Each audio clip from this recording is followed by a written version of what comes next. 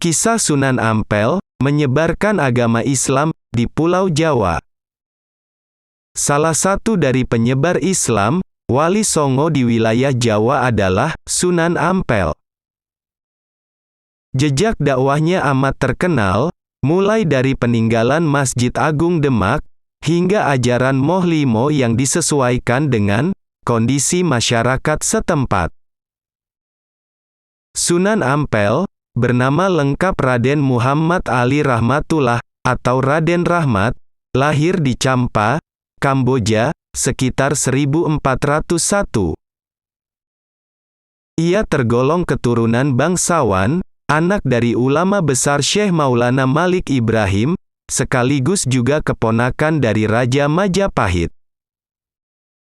Karena gonjang-ganjing politik di Champa, sekitar abad 15, Raden Rahmat melakukan perjalanan ke daerah Jawa, untuk menunaikan misinya menyebarkan agama Islam.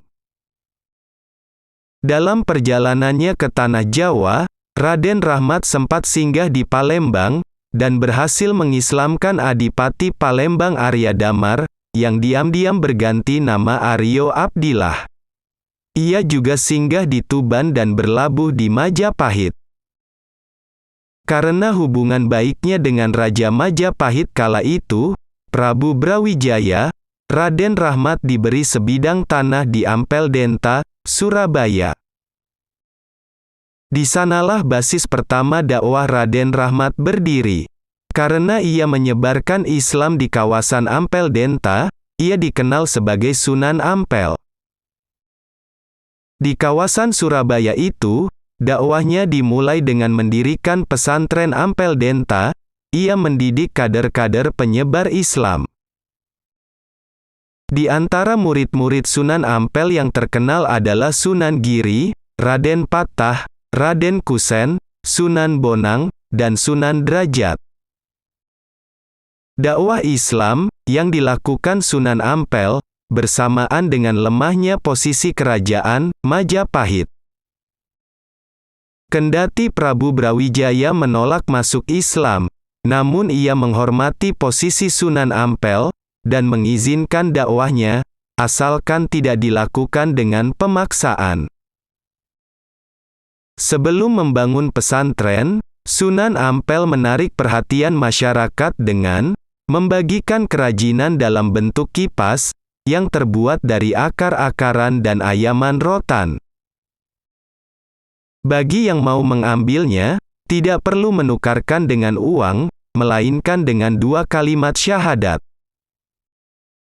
Mengenai kondisi masyarakat kala itu, banyak dari mereka menganut animisme, bersemadi, judi sabung ayam, minum minuman keras, dan lain sebagainya yang bertentangan dengan ajaran Islam.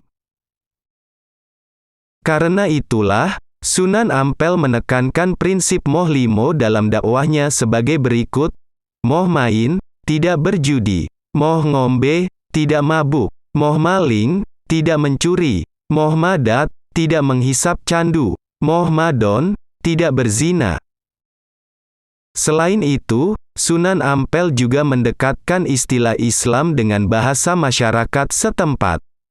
Kata salat diganti dengan sembahyang, asalnya sembah dan nyang. Sunan Ampel juga menjalin jaringan dakwah dan kekerabatan melalui perkawinan putra-putri penyebar Islam dengan penguasa Majapahit.